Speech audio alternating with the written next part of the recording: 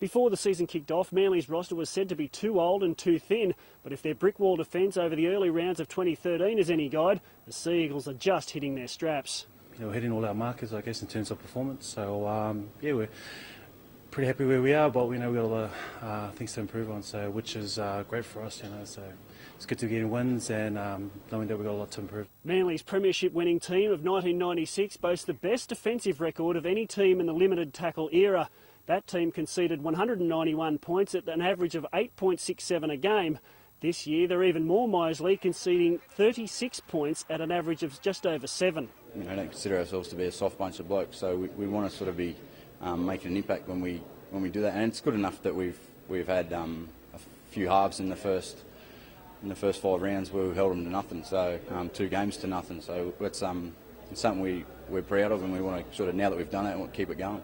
Manly take on Cronulla this weekend in another Battle of the Beaches. They'll wear a heritage jersey to commemorate the 1973 grand final played between the two sides, and they believe this encounter will have similar intensity. Obviously there was spoken a lot about their purchases during the off-season.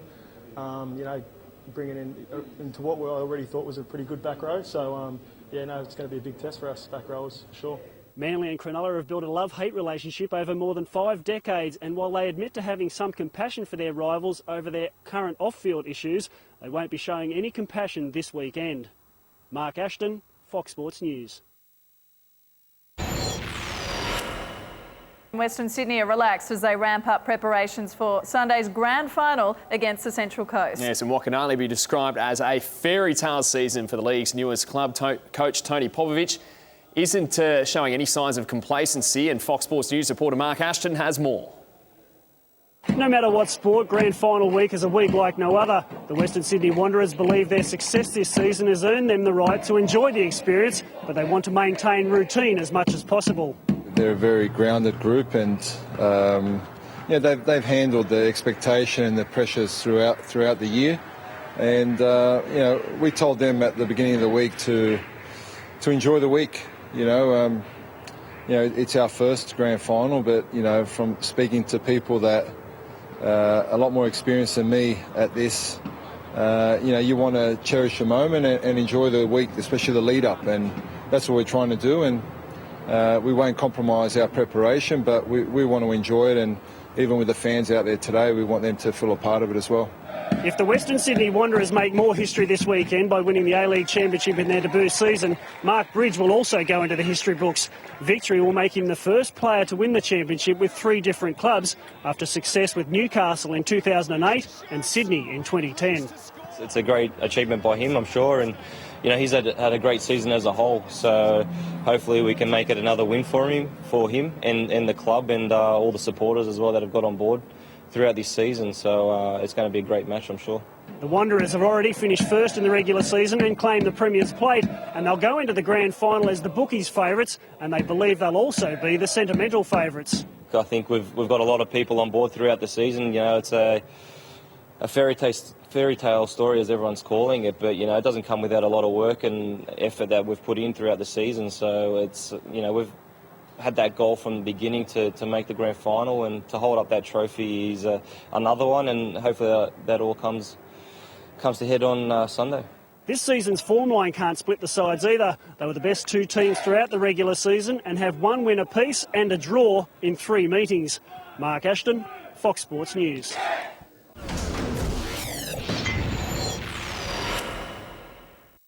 Leighton Hewitt made a sensational start to his 15th consecutive Wimbledon campaign. He upset Swiss 11th seed Stanislas Wawrinka in straight sets. The 32-year-old gave Australia its only success in the singles on the opening day, though, with Marinko Matosevic and Matt Reid already packing their bags. Leighton Hewitt brought his own fan club and also packed his A-game for his first round clash with Stanislav Wawrinka, racing to a 4-love lead in the opening set. Well done. He gets the double break. But as the Swiss wound up late in the first set, his precision timing started to return. He won 4 of the next 5 games to give the Aussie some nervous moments, but the former champion again produced his best tennis under pressure, going 1-0 up in little over half an hour. Yeah, he's got it. And for set. It was a struggle in the end. Wawrinka immediately shook off the disappointment of the first set and blasted ahead in the second, winning the opening 10 points on his way to a 3-love lead. But the world number 70 again began hitting above his weight, clawing back to regain the momentum at 4 games apiece. Yeah, he was waiting for it. As the second set tightened, so did the 11th seed. Wawrinka's rapidly growing number of unforced errors opened the door for Hewitt, and the world number 70 accepted the invitation, taking a firm grip on the match with a 2-sets-to-love advantage. There it is, the come on and the vamos, actually, from Leighton Hewitt. Hewitt let a 2-set lead slip in the opening round at Roland Garros, but looked more ruthless on grass. He started the third with a crucial early break, and although challenged in the 6th game, he found another gear to further demoralise Wawrinka. Well done. At 5-3 and with the finish line in sight, Hewitt was unstoppable, belting Wawrinka with a series of punishing counterpunches before putting the world number 10 out of his misery and out of the tournament, 6-4, 7-5, 6-3. And close it out he does. Mark Ashton, Fox Sports News. Many critics are predicting Australia's Ashes campaign to sink rapidly, but veteran batsman Chris Rogers says the tourists are buoyant about their chances. You know, an Australian with the back to the wall is something to fear, so I have no doubt come that first test there's going to be you know, a lot of belief and a lot of confidence that we can you know, put a lot of pressure on England. Rogers believes the Aussies are being undervalued, and the same could be said about him as well. He boasts a first-class batting average of more than 50, but it's been 5.5 years since he played his only Test match. There's been times when sides have been picked and I've been disappointed I haven't been chosen. So after those, I felt maybe yeah, my time's passed, but never give up hope, and I've been playing quite well, and fortunately that phone call arrived. Rogers was seen as a gamble by national selectors, but it may be one that pays huge dividends after his recent century in county cricket. Chris has scored a lot of runs in first-class cricket and also county cricket, so he's looking forward to his opportunity, and he brings a lot of experience to our group. Rogers is firming in the betting to make his second Test appearance, with Michael Clarke's troublesome back a day-to-day proposition, and David Warner's suspension leaving him with no chance of playing a game before the first Test. It's obviously going to be tough for Dave because he's not going to have any game time, but in regards to training, he's working as hard as I've seen him work. Clarke revealed leg spinner Farwad Ahmed is no certainty to be rushed into the Test side, but bowling is Australia's strength, with coach Mickey Arthur describing the attack as the best in world cricket. It doesn't matter how good your bowlers are if you don't put enough runs on the board. You know, you can have the greatest bowlers in the world, but you need to have some runs there as well. Mark Ashton, Fox Sports News. The big game not far away now. Mark Ashton has been following Queensland on their traditional game day walk. Mark, the team looks like a bunch of yoga instructors. They're that relaxed, but are they really chilled out?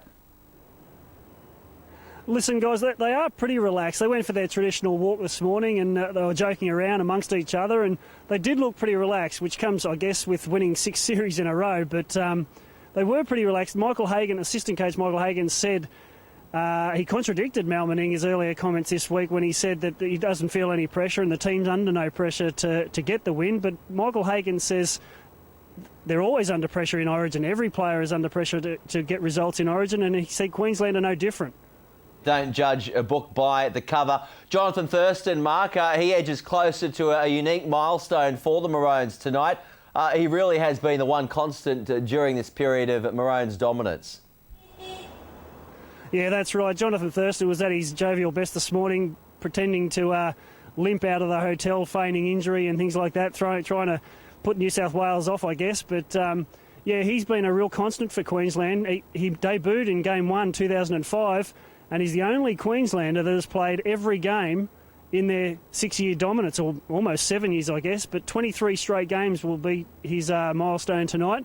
He's one short of Gary Larson's record of 24 straight. So he's been an amazing player for Queensland, and he's definitely someone New South Wales have to stop tonight. And Michael Hagan, the Queensland assistant coach, actually spoke about Thurston and dispelled any of those rumours about the injuries. Yeah, I mean, as I said before, he limped out of the hotel knowing that he'd made a bit of news, or made a few New South Welshmen happy, I guess, because there were rumours regarding his fitness, but Michael Hagan said there's absolutely no truth to those rumours, and you know, he'll be fully fit for tonight. Brought Jonathan in first game of 2005, and he's been there ever since. It's a tremendous achievement for any player, and for someone that's sort of in the firing line all the time, he's done really well.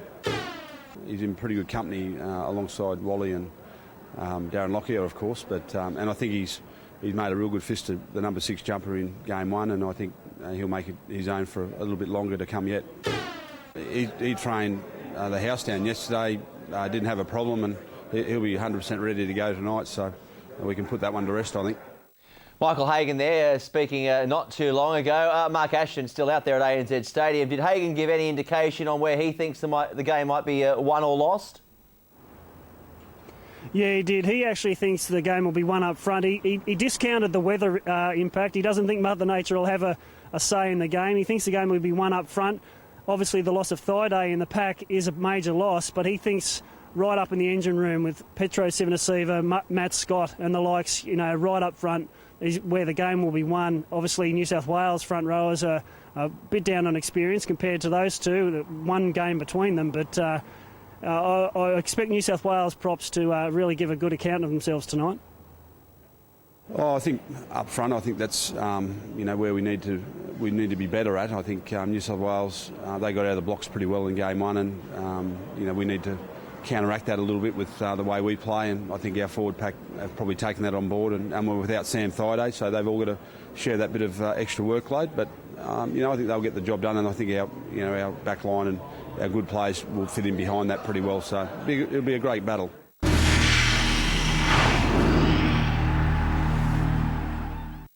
Well, it's taken 8 long years of blood, sweat and a lot of tears, but the Mariners finally have their hands on the A-League trophy, and the fans have turned out en masse to celebrate. Look, fantastic. Probably 10,000 people here. It's been a huge roll-up, and one that the Central Coast has never seen before.